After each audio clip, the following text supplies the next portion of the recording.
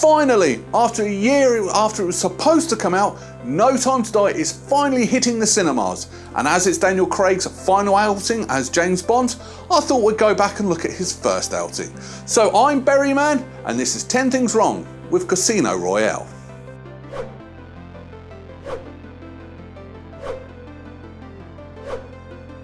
Casino Royale is a 2006 spy film, and it tells the story of James Bond starting out as 007 and earning his license to kill while taking down Le Chiffre in a high-stakes poker game at Casino Royale. When the film was released, it did actually gain quite positive reviews, although some people it was a little bit more mixed. But what have I, the nitpicking YouTuber, found? Well, let's find out as we talk about 10 things wrong with Casino Royale. Number 10. Reboot or Sequel.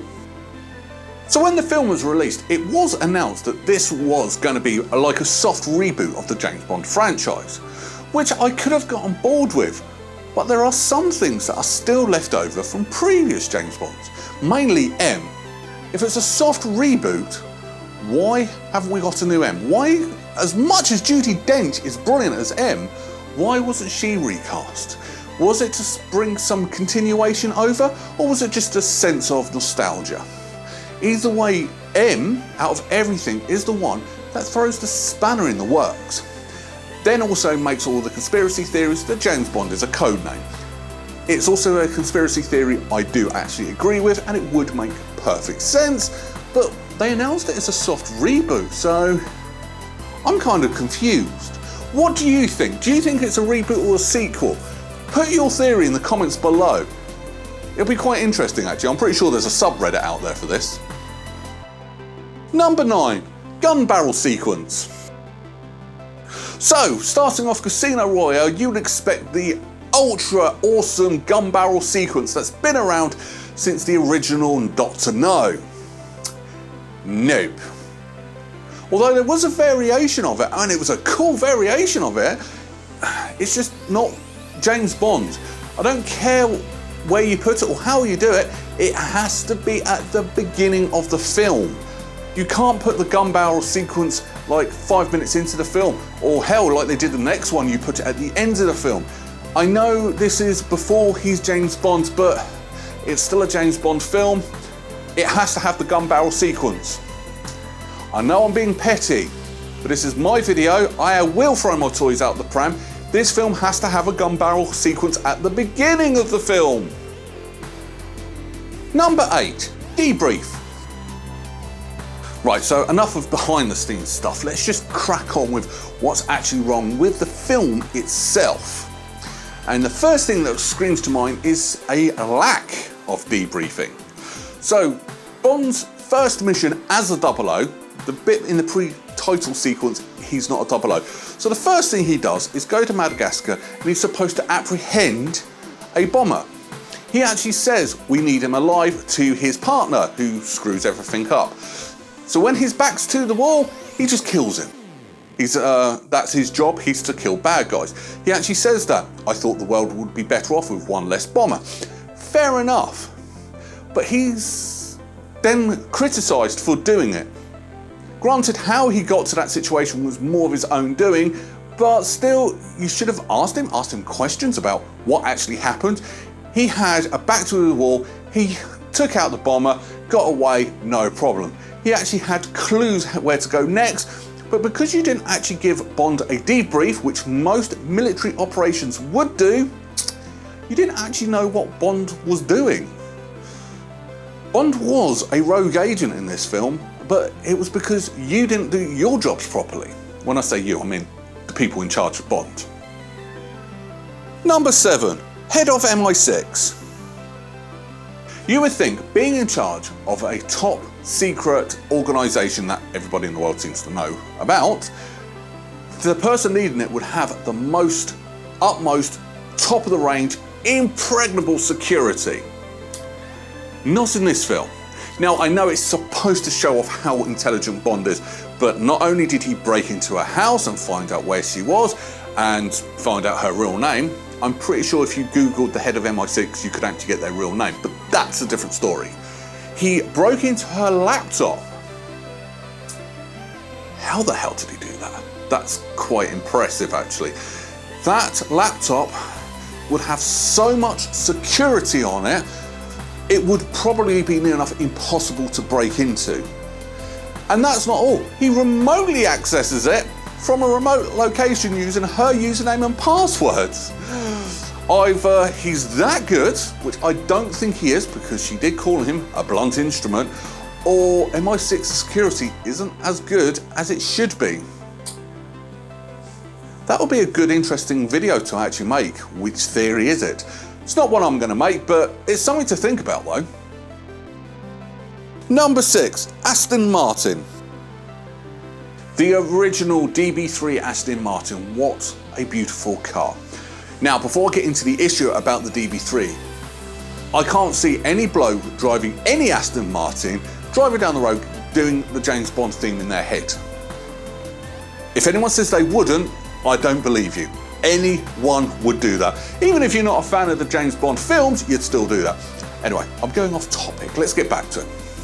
Now, I don't actually have an issue with the Aston Martin itself, actually. It's how Bond got it. So he wins it in a poker game. Okay, I actually don't have an issue with that. That's kind of awesome. But the problem is, the keys to the car were on the table, hence why the bloke could actually bet with it. Okay, he lost. Bond won. Okay. Then Bond asked for the valet ticket. And that's where the issue comes. Why does Dimitri still have the valet ticket? If he's got the keys, he wouldn't need the valet ticket. Because if he's got a valet ticket, the valet would actually have the keys. Doesn't make sense. That's a big, big flaw on that one. And a film that's on about hyperrealism spy action. Number 5, Earpieces. So during the actual big poker game, they have a break. Fair enough, they've been playing for 4 hours, they deserve a break. So they go, Lashif goes up to his room, followed by Bond, because Bond's put a tracker in his inhaler. And then he gets out an earpiece, sticks it in his ear, and waits outside the door. The thing's a tracking device. It's not a microphone, otherwise you knew what was going in the room already. You only found out when you heard the girl screaming loudly. So you've put this earpiece in for no reason whatsoever. Who are you talking to? Anybody?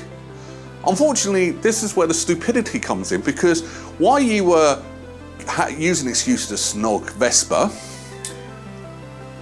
the bad guy saw the earpiece, which you didn't need to have in the first place. Oh yeah, plot reasons. Should have guessed. Number 4, Strangulation.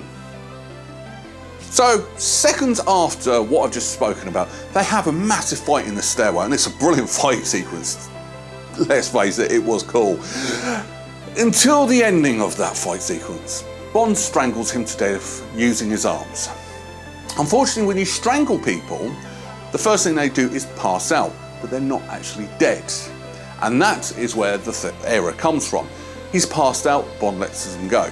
That means the throat is now relaxed, air can get in. So his body will naturally start breathing again. He didn't try and snap his neck or anything like that. He just said, oh, he's dead. No, if you're going to strangle someone to death, you make sure they are dead, dead, dead. You have to wait after they've passed out. You don't just actually strangle someone and wait for them to pass out because they're not dead. You have to take some time. Number 3, magic pens. Yeah, magic exists in James Bond world because he's been poisoned, he's going to die. So he needs to take an antidote, which bizarrely enough he's got in the car. Now, how did they know he was going to get poisoned by Digitatus? Is the cure for Digitatus a generic cure that could do anyone? I know it actually has something to do with your heart, but still having the antidote there, ready and waiting, or does this magic EpiPen cure everything? And if it does, why isn't it in hospitals? Oh, I'm ill, ding, I'm ill, ding, I'm ill, ding. That thing cures everything, but a magic EpiPen that cures everything. 1, it doesn't exist. 2, it's just wrong in a film. And 3, can we have one in real life, please? Number 2, final pot. Watching this film, I'm pretty sure that Mathis turns around and says the final pot is 150 million. However, everything else turns around and says it's 115 million. Either way, I do have a problem with this, because the rules are it's 10 million to enter plus a 5 million buy-in. So if it's 115 million, that means 3 people bought in. Now we know James was one of them. Who were the other 2? I'm pretty sure they would have actually carried on. Possibly Felix Leiter, because he's already gloating that the Americans have so much money they don't care, so he might have just paid another 5 million, or maybe not because he gave it to James. But who were the other 2 people that bought in?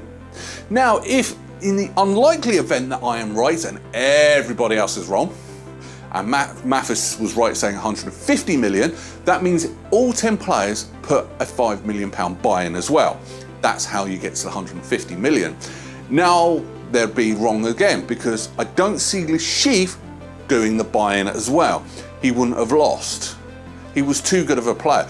James Bond only lost because of his own arrogance and stupidity and impatientness, a flaw he says himself in the film. So, which one was it? 115 million? Then who were the other 2 buy-ins?